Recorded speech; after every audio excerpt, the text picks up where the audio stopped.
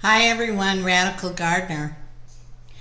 Well, I never thought I'd see you again. I actually debated whether I should keep the YouTube channel going. I just felt like I've let so many people down, I haven't been posting. But, so many of you reached out, where are you? We miss you.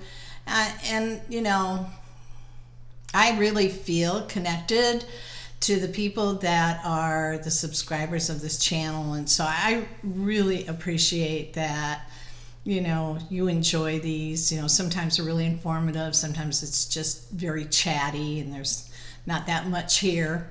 But so let me recap, let me tell you everything that's been going on, and just some really exciting stuff is down the pike here. So before we left, Joe got really sick, and so we drove down here with him not feeling well and with all the animals. So I'm going to add a little small clip that's just the cats meowing in the back. But anyway, so a lot of the driving was left to me, and we had to stop a lot because usually, I remember when I would drive in a day. I get down to Florida from Michigan in a day, but we had to stop like at 4:30 because we have animals, and they're stressed. They're in their, some of them were in their carriers and they don't have access to water, and so we had to be really mindful of what was going on with them and what was going on with Joe.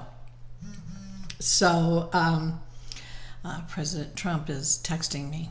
I'm a personal friend of his. So anyways, so then we finally got down here, and then we were down here for a week without furniture. We had some mats to sleep on, just bare bones. So when furniture started arriving, it was like, hurrah, right? But what I did skip over, and one of the reasons I didn't post too, is that I was so stressed, just about Joe's health and the animals and the move and everything. Even though I was practicing my living in the moment, I was wearing my stress on the inside, and I didn't even know I was stressed, and my whole body broke out in welts. And actually, well, it's all gone now, but my face, it was horrific. I was just peeling chunks of skin off. It was horrible. And it went all the way down my chest, and I still have some of my hands just healing up. But it was just brutal. And so I wanted that to heal before I do a video. So it did, and it's like I use C60 on my skin like 5 times a day. I just kept smearing C60 on it. It was the only thing that seemed to work. So that went on, and now we're unpacking boxes. Don't forget, we're preppers, and so we have prep to unbox, and that has been huge, right? So even though things are labeled, it's still, some boxes you can't see because there's other boxes in front of them. So we probably had 125 boxes, and I have maybe 30 left. And I just give myself a goal every day. I say 3 boxes and 3 plants. That's what I'm going to do. That's my new thing to do. But I always do more. And so on the planting, I just started to get outside because I'm trying to really get our house set up first. But I just was looking at the raspberry plants that I brought down, and I'm just ready to amend that soil, and they look fantastic. My espalier came back. It's just blooming all over the place, so I've got to get her in the ground. What else looks really good? A lot of my herbs came back. They love this weather, I woke up yesterday morning, and I looked out, and I'm going to take you for a walk in the backyard tomorrow. I don't have time today, but I'm definitely going to, have you see the yard and see what the plan is so far. But there's a great garden store, real cool, real funky, right down the street. And so I've been buying cactus and different cool plants and what have you. But anyways, back to, I woke up yesterday morning and these incredible flowers. And somebody called them trumpet flowers. They're this big, they're white, and they just hang over. And they said that they're poisonous. And then let's see, my friend Teresa, the plant lady, she calls them Brumecia, something like that. So I don't know, but they said they're poisonous and don't handle them, only handle them with gloves on, and that they smell amazing, but don't touch it to your nose. So I'm still, trying to figure that out. We have a hibiscus. We have banana plants. I actually have been picking bananas in my yard.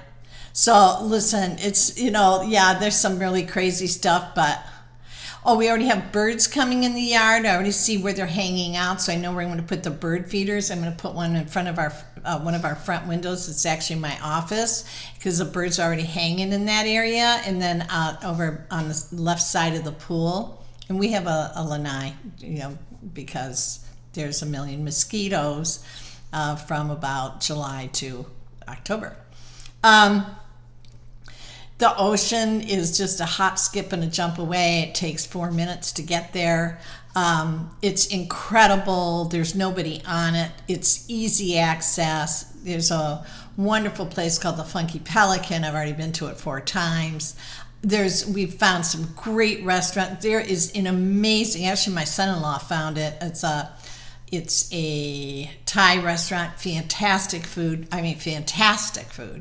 Found a great Chinese restaurant. Joe and I are very fussy about Chinese food after living in the Northwest for so long. Fantastic. The people are amazing.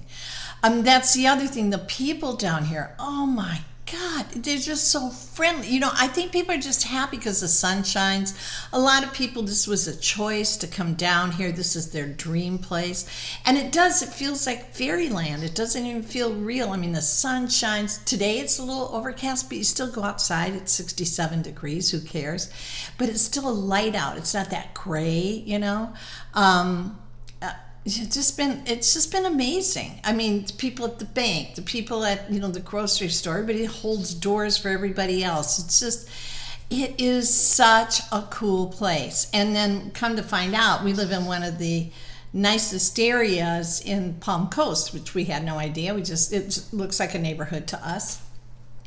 And everybody says, "Oh no, that's a really nice area." And we're like a block away from some major stores, but you wouldn't know it because we're so really secluded here. We have a privacy fence. We have tons of trees.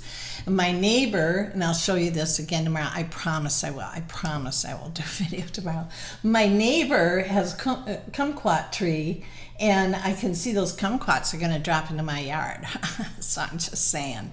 I already met with the gardener, not the guy I've been raving about, you guys. I can't come with up with the finances for that. But I met with this guy that owns that funky plant store down the road. He knows what I'm talking about the permaculture, and he's going to plant fruit trees. And hi, honey. He's going to plant fruit trees and help me put in my raised beds, and we're putting clumping bamboo in front of the windows in the front so that I don't have to have curtains. They're really beautiful arched windows. So, we've already had a handyman here to help us with a bunch of stuff. Got a call into him to come again. I only have, I don't know, about 40, 50 pieces of art to hang. So it's getting there. It really is. We'll be really settled, I bet you, by mid-February.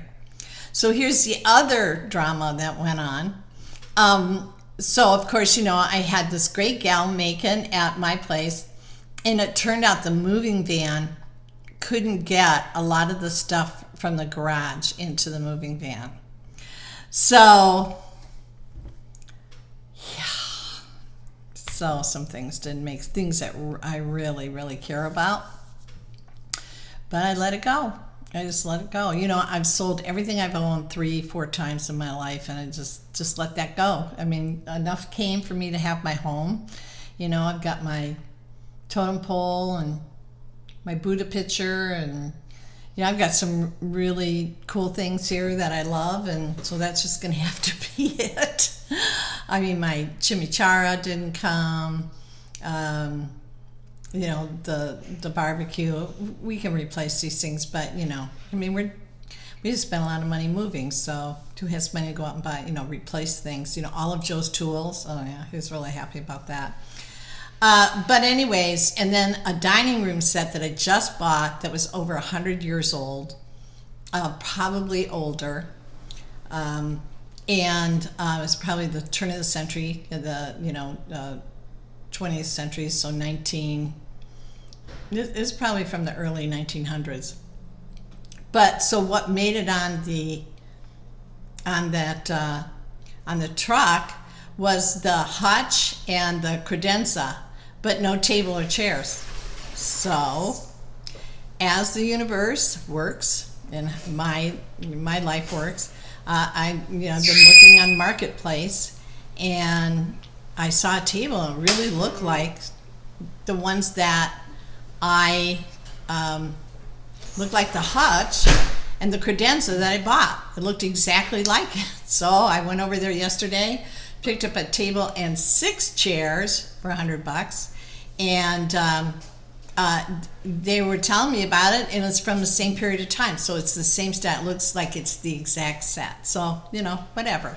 So this is all little stuff, but you just start piling one thing after another thing after another thing, and you just go, help, right? But yeah, so I'm back to normal. I have way more strength than I've ever had before. I'm able to really throw those boxes around and get things loaded. So it's been really nice to really, really stand up to the physical challenge of all of this, right? But so enough of this, of complaining and the bird. Let's talk about the animals. They are all so happy here. It's insane.